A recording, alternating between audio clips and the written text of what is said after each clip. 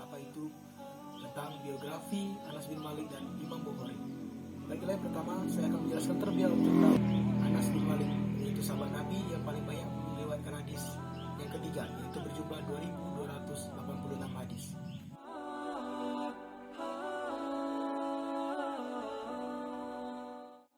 Baiklah, yang pertama adalah Anas bin Malik.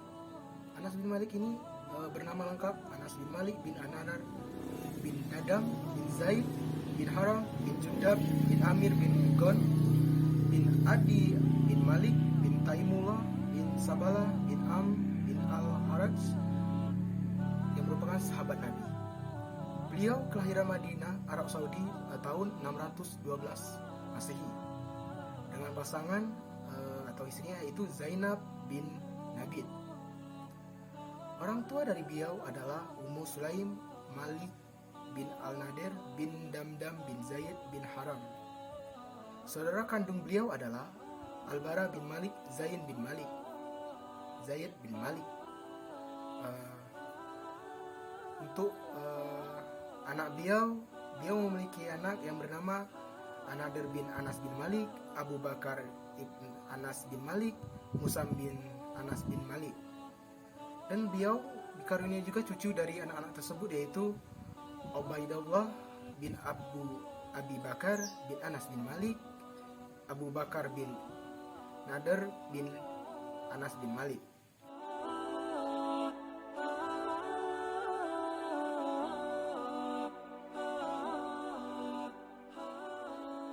Ketika Rasulullah datang ke Madinah, usia Anas bin Malik pada saat itu masih berusia 10 tahun. Dan ketika beliau wafat, usia Anas bin Malik sekitar 20 tahun.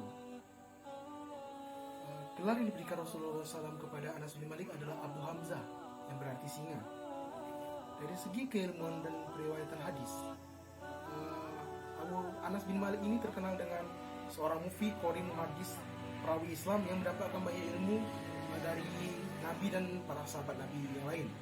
Misalnya saja dari Rasulullah langsung, Abu Bakar, Utsman, Umar, Ummu Sulaim, Putri Mian, bibinya Ummu Haram, dan yang lain-lain.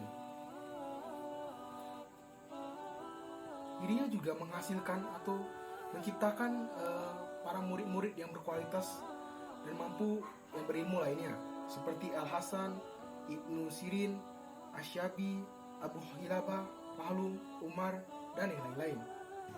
Anas menemani Nabi Muhammad SAW dengan sempurna. Ia benar-benar sempurna bermulazamah kepada beliau sejak hijrah sampai beliau meninggal. Dia juga banyak mengikuti peperangan bersama beliau, juga berbayat di bawah pohon bayat Ridwan. Anas jika berbicara tentang hadis Rasulullah, dia menggunakan hadisnya sebagaimana dikatakan Rasulullah.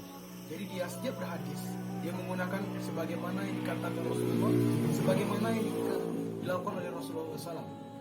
Terhitung 180 hadis, dan hanya dalam Bukhari 80 hadis dan Muslim 90 hadis. Anas jika berbicara tentang hadis Rasulullah SAW, maka setelah saya mengatakan, ia menggunakan sebagaimana yang dikatakan Rasulullah SAW. Jadi setiap hadis yang diriwayatkan oleh Anas bin Malik, dia selalu menggunakan sanadnya langsung kepada Nabi SAW. Ternyata ada doa yang disampaikan Rasulullah SAW kepada Anas. Apakah doa yang tersebut? Kisahnya begini. Ibunya datang kepada Rasulullah dan berkata, "Wahai Rasulullah, ini adalah Anas, anak yang cerdas yang akan membantumu." Kemudian Anas diserahkan kepada Rasulullah SAW. Beliau pun menerimanya.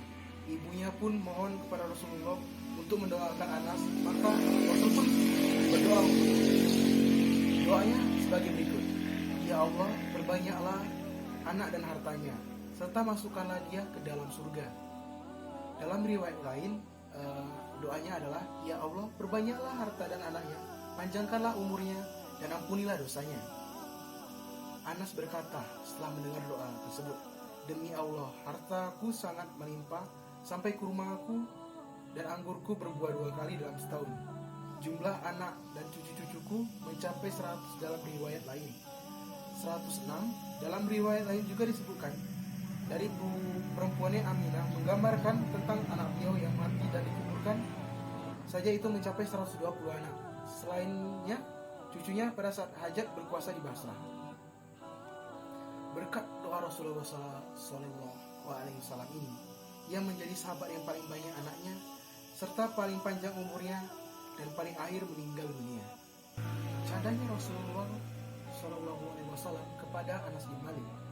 Rasulullah SAW pernah berkata, Anas, beliau dengan berkata, wahai yang mempunyai dua telinga.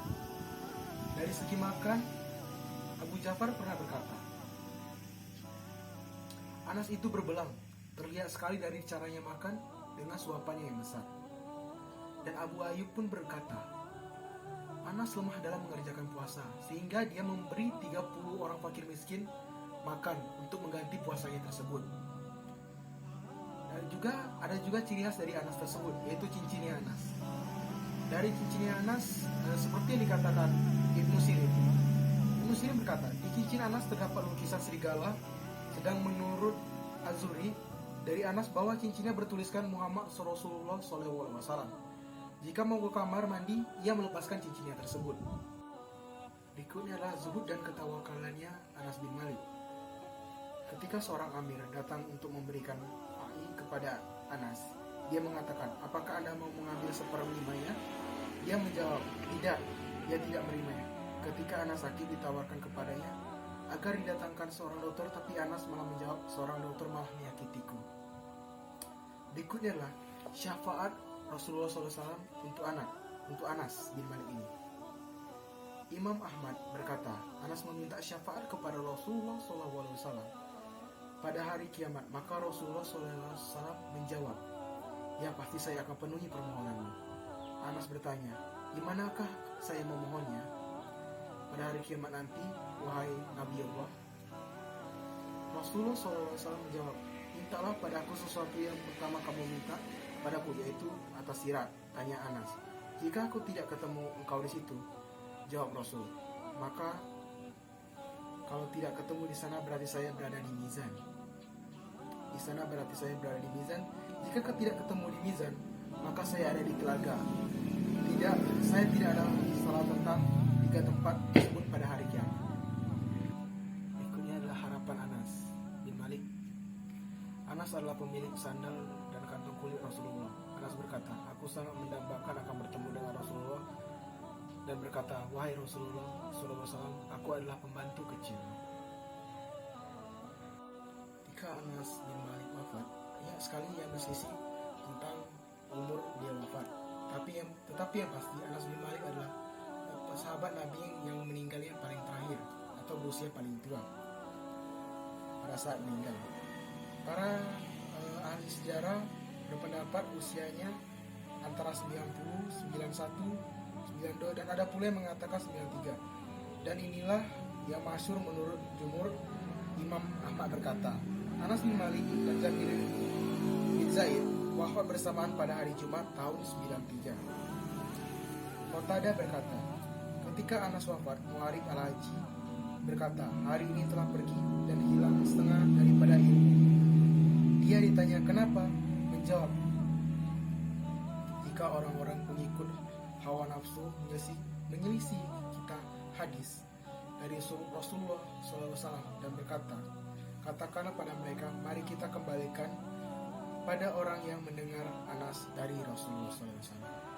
Jadi kesimpulan tentang Anas bin Malik adalah tentang kelahiran beliau lahir pada tahun 612 Masehi, Madinah, Arab Saudi, dengan pasangan Zainab bin Nabit. Anak beliau diantaranya bisa disebutkan adalah An-Nadr bin Anas bin Malik, Abu Bakar bin Anas bin Malik, Musa bin Anas bin Malik. Saudara kandung beliau adalah Al-Bara bin Malik, Zaid bin Malik.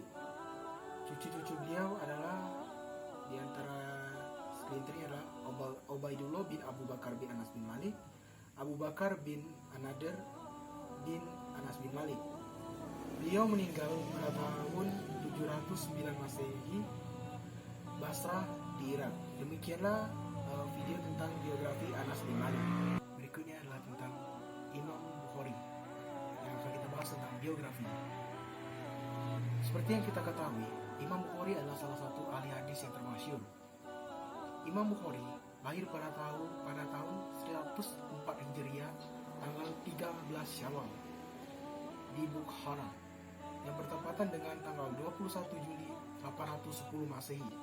Imam Bukhari atau yang sering dipanggil dengan Amirul Mukminin fil Hadis atau pemimpin kaum mukmin dalam hal ilmu hadis, dia memiliki nama lengkap Abu Abdullah Muhammad bin Ismail bin Ibrahim bin Al-Mughrabi bin Barzi Isbah Kufi Al-Jufi.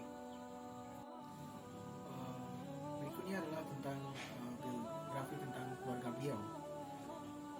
Beliau mempunyai orang tua yang bernama Ismail bin Ibrahim dan saudara kandung yang bernama Ahmad bin Ismail.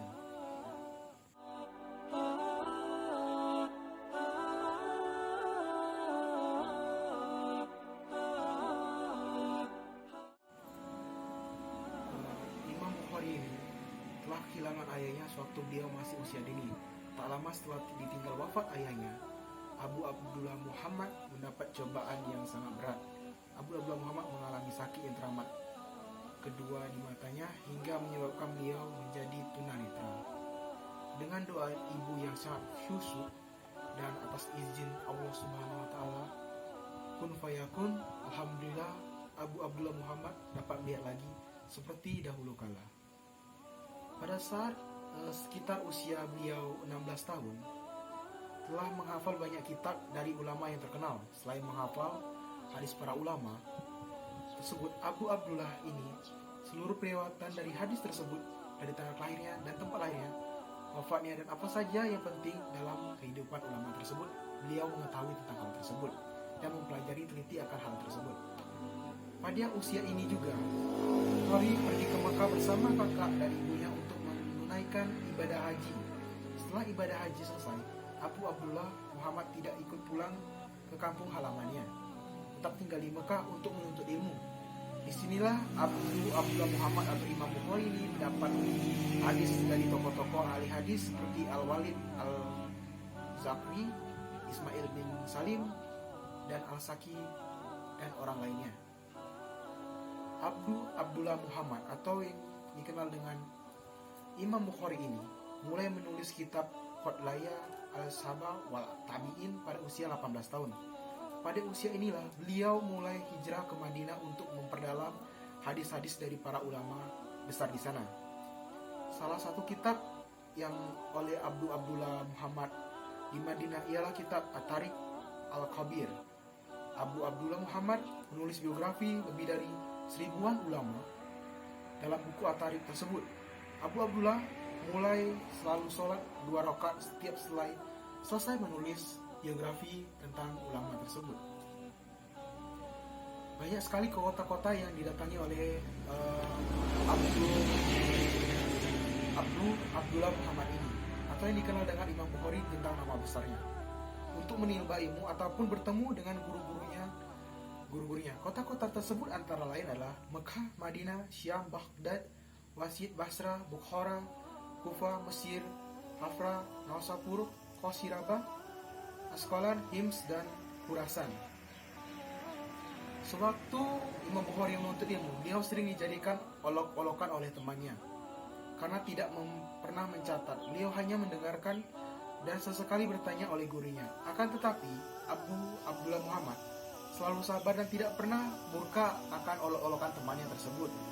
Hingga suatu kali ada teman Abu Abdullah Muhammad atau Imam Bukhari ini, barulah mereka tercengang dengan kehebatan ingatan dari Abu Abdullah Muhammad tersebut. Imam Bukhari diakui memiliki daya ingat yang sangat tinggi. Abu mencatat apapun yang gurunya sampaikan, akan tetapi Abu tidak pernah mencatat apapun yang disampaikan oleh gurunya. Akan tetapi Abu Abdullah Muhammad dapat menghafal 15.000 hadis di luar kepalanya dengan lengkap serta apa saja keterangan yang guru sampaikan. Masya Allah. Abu Abdullah Muhammad pernah berkata, saya tidak akan meriwayatkan hadis yang sebelum mengetahui tanggal lahir dari wafatnya, tempat tinggalnya. Aku juga tidak akan meriwayatkan hadis mauquf dari sahabat dan tabi'in kecuali ada dasarnya yang ditemui dari kitabullah dan sunnah Rasul.